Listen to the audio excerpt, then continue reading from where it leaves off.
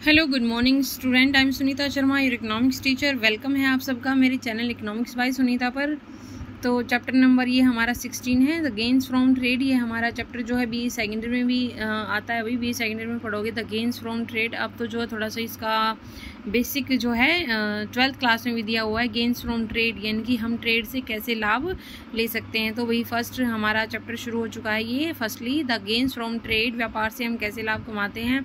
तो व्यापार से जो हमारा लाभ है उसको हम कैसे काउंट करेंगे। व्यापार से लाभ से हमारा अभिप्राय जो शुद्ध लाभ एवं वस्तुओं की वृद्धि से जो एक देश अन्य देशों के साथ व्यापार करने से प्राप्त करता है। मतलब जो एक कंट्री अन्य कंट्री के साथ व्यापार करने से जो लाभ प्राप्त करती है उसको हम व्यापार से लाभ के रूप में डिफाइन करते हैं।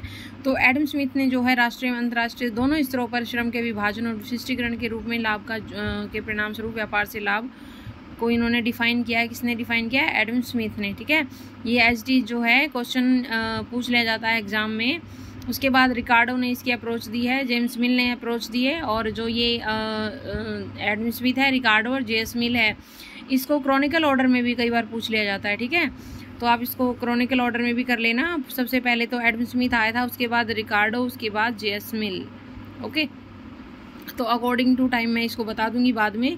नेक्स्ट करते हैं potential and actual gains from international trade. Potential actual gains from international, संभावित और वास्तविक लाभ के, इसमें दोनों हम जो हमारी संभावित है और जो वास्तविक लागत है दोनों को लेकर चलते। दो कमोडिटी लिए इसने, एक्स और वाई दो वस्तुएं कह रहा है, और ए और बी दो देश हैं, दो कंट्री हैं, तो दो ही कंट्री हैं और दो ही वस्तुएं हैं। सी एक्स अपॉन में सी वाई, सी एक्स अपॉन में सी वाई, ये ए कंट्री डिनोट कर रहा है और ये बी कंट्री का डिनोट कर रहा है। ठीक है, मतलब जो हमारा गेन प्रॉफिट है, जीपी मतलब गेन्स फ्रॉम इंटरनेशनल ट्रेड, तो ये सी एक्स और सी वाई, मतलब ये Y X commodity, Y commodity किसकी? ए कंट्री की, और सी एक्स और सी वाई ये एक्स कमोडिटी, वाई कमोडिटी किसकी? बी कंट्री की। ठीक है, आई थिंक आपको समझ में आ रहा होगा, और वीडियो के साथ जल्दी से जल्दी जुड़िए। आप लोगों की डिमांड पर जो है मैं ये चैप्टर करवा रही हूँ, potential actual gains from international trade. कुछ स्टूडेंट ने कहा था मैम ये चैप्टर जो है आप करवा दीजिए, हमें क्लियर नहीं है। तो हमने बहुत सारी वीडियो देखी हैं और आपका जो चैनल हमें काफ़ी अच्छा लगा और आप हमारा ये चैप्टर करवा दी, तो मैं एक स्पेशली डिमांड पर इसकी वीडियो बनाकर डाल रही हूँ। तो I think this is beneficial video for every economic student. तो भी ठीक है, ये हमारा एक्चुअल गेन्स है, जी ए मतलब actual gains, P X upon में पी वाई ये ए कंट्री का है, और ये पी एक्स अपॉन में पी वाई ये हमारा बी कंट्री का है। ठीक है, ये कह रहा है कि इसमें जो है प्राइस, दोनों वस्तुओं में कीमत के अनुपात में भी अंतर जो है पाया जाता है। इसमें कॉस्ट में डिफरेंस था और इसमें प्राइस में डिफरेंस है। ठीक है, ये एक्चुअल गेन है, और ये पी एक्स एक्स वस्तु की जो प्रति इकाई कीमत है, और पी वाई जो है वाई की कीमत है। ठीक है, जो पी एक्स है वो प्राइस है किसका? एक्स कमोडिटी का, और पी वाई जो है वाई जो है जो वाई वस्तु का प्राइस है, ये जो पी है जो वाई वस्तु का प्राइस है नीचे, और ये हमारा ए कंट्री और ये बी कंट्री है। ठीक है, तो इसमें हमने दोनों चीज़ें की हैं, gains from potential and actual gain from international trade. ठीक है, तो लागत और लाभ दोनों चीज़ों को लेकर ये चलता है, ए कंट्री और वाई कंट्री, मतलब दो कंट्री ली हैं इसने और दो ही वस्तुएं ली हैं। ठीक है, अब ये डिफाइन कर रहा है वही कि दो देशों के बीच जो हमारा परफेक्ट कंपटीशन होने के अनुसार, जो मुक्त व्यापार होने पर, यानी कि जिसमें कोई भी जो बाधा नहीं आती, बिल्कुल मुफ्त व्यापार होता है, तो प्रत्येक देश में दोनों वस्तुओं के साथ लागत अनुपात अंतर और जो हमारा कीमत अनुपात अंतर है, संभावित लाभ जो हमारा तो वो क्या है? संभावित लाभ हमारा जो है बराबर है जीपी इज इक्वल टू जी ए। ठीक है, जीपी मतलब पोटेंशियल गेन्स और जी ए मतलब एक्चुअल गेन्स, तो दोनों चीज़ बराबर हैं। कब बराबर हैं ये? जब हम दोनों देशों के बीच पूर्ण परफेक्ट कंपटीशन है, मुक्त व्यापार है, तो इसके अंतर्गत दोनों चीज़ बराबर हो जाती है। उसके बाद कहता है यदि टैरिफ और अन्य व्यापार प्रतिबंध हो जाएं। यहाँ पर तो बात थी कि भी कोई भी टैरिफ नहीं है, टैक्स नहीं है, लेकिन नेक्स्ट पॉइंट पे कह रहा है अगर टैरिफ आ जाए व्यापार में, अन्य व्यापार प्रतिबंध लगे तो सभी मार्केट में अपूर्ण हों, तो देश में लागत और कीमत अनुपात जो है हमारा बराबर नहीं होंगे। ठीक है, इसमें बात कर रहा है पी एक्स अपॉन में P Y greater than C X upon में C Y. Okay, G A gains from actual trade less than gains जो है पोटेंशियल गेन्स से ही जो है लेस देन हो जाएगा, इसलिए क्योंकि विश्व में मार्केट सदैव अपूर्ण प्रतियोगिता होती है, इसलिए अंतर्राष्ट्रीय व्यापार में वास्तविक लाभ सदैव लाभ संभावित लाभ से कम होते हैं। ठीक है, actual gain less than from gain, जो पोटेंशियल गेन है संभावित लाभ से। ठीक है, ये कह रहा है। फिर कह रहा है measure of gains from trade, इसने डिफाइन किया क्लासिकली मेथड है इसका। जैकब वाइनर ने अंतर्राष्ट्रीय व्यापार में लाभ के लिए क्लासिकल को 3 तरीके अपनाए थे, तुलनात्मक लाभ यानी कि कंपैरेटिव, और दूसरा हमारा है राष्ट्रीय आय स्तर में वृद्धि, और तीसरा जो व्यापार की शर्त। सबसे पहले हम चलते हैं रिकार्डोन अप्रोच। रिकार्डोन अप्रोच भी कई बार एग्जाम में पूछ ली गई है। ये मतलब नेट लेवल में तो यहाँ से क्वेश्चन जरूर बनता है, लेकिन अब की बार स्टेट में भी पूछा हुआ था।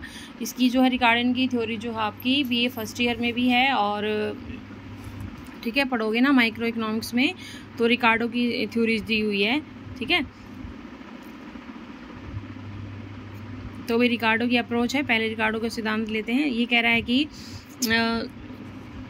पहले कोड का सिद्धांत लिखो, कोई देश जो उन वस्तुओं में निर्यात करेगा जिनमें उसकी तुलनात्मक उत्पादन लागत कम होगी। ठीक है, और उन वस्तुओं का आयात करेगा जिनमें उनकी उत्पादन लागत ऊंची होगी। ठीक है, एक्सपोर्ट इंपोर्ट की बात कर रहा है, तो निर्यात उस चीज़ का होगा जिसमें उनकी तुलनात्मक लागत जो है कंपैरेटिव कॉस्ट जो है कम आएगी, उनका क्या करेगा, निर्यात करेगा।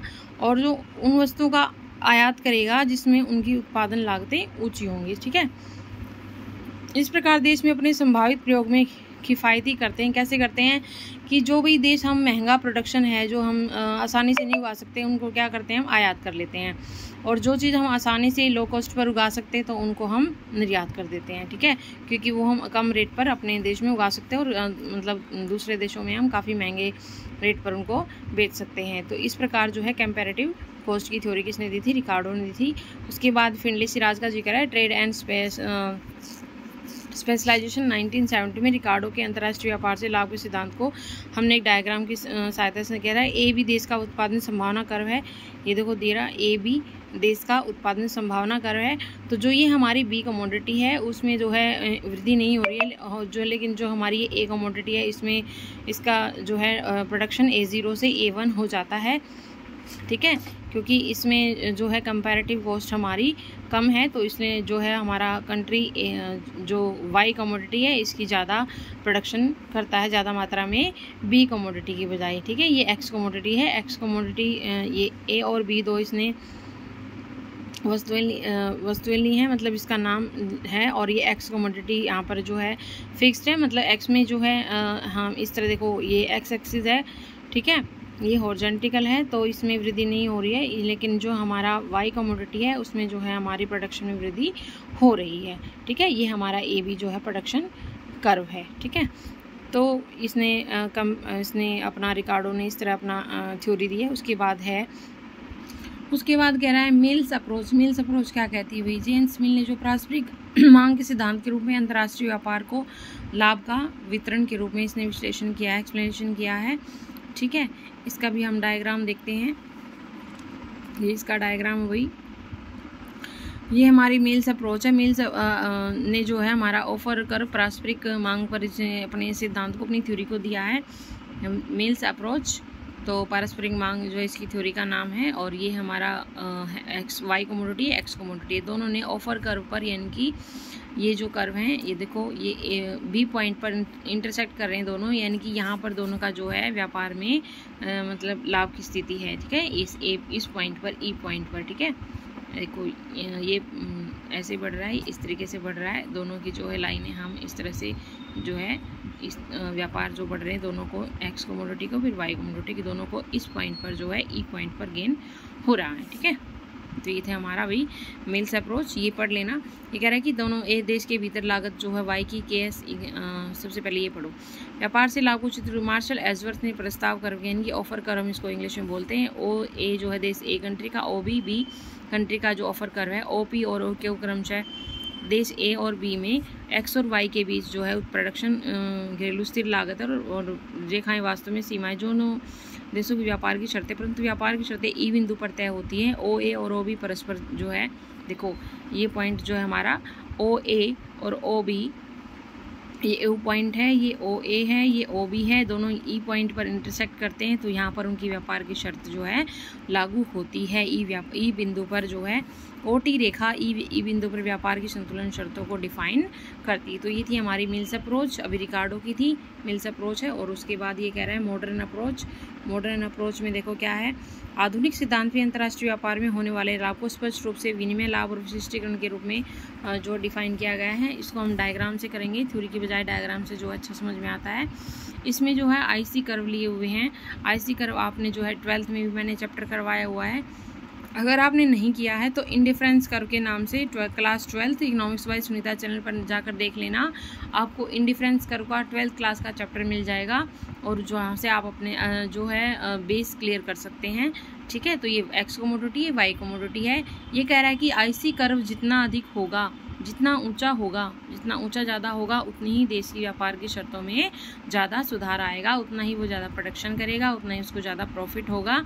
ठीक है, ये हमारा आईसी कर्व पर डिपेंड करता है। ठीक है, ये देखो ये P1 P1 यहाँ पर जो आईसी कर्व है, IC1 IC2, ये इंडिफरेंस कर्व के नाम से जाने जाते हैं। इंडिफरेंस कर्व की यही शर्त होती है कि जितना ऊंचा होगा उतना ही ज़्यादा हमको उस कंट्री को गेन होगा। ये एक्स कोमोडिटी और वाई कोमोडिटी। ठीक है, तो ये थी हमारी मॉडर्न अप्रोच, ये मॉडर्न अप्रोच थी वही।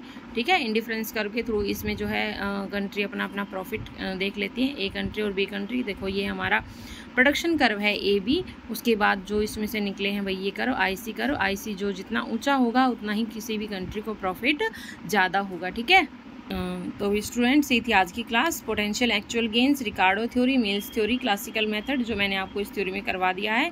और इकोनॉमिक्स बाय सुनीता मेरे चैनल का नाम है। जो भी अगर आपको और भी थ्योरी करनी है मैंने करवाई हुई है, तो आप जो है मेरे चैनल पर जाकर देख सकते हैं और मुझे मैसेज कर सकते हैं।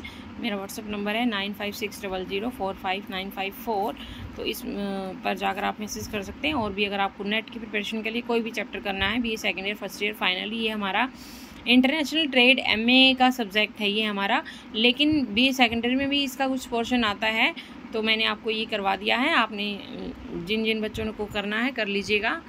ठीक है, कुछ स्टूडेंट की डिमांड आई थी कि मैडम ये वाला चैप्टर नहीं है हमारा क्लियर, ये करवा दो, तो मैंने आपको ये आज करवा दिया है। तो आप चैनल पर जाकर देख लीजिएगा, लाइक शेयर सब्सक्राइब जरूर कीजिएगा भाई। ठीक है, ओके, आप सब्सक्राइब करते हो तो मुझे मोटिवेशन मिलता है। ठीक है, okay, thank you dear student, फिर मिलते हैं दूसरे वीडियो में।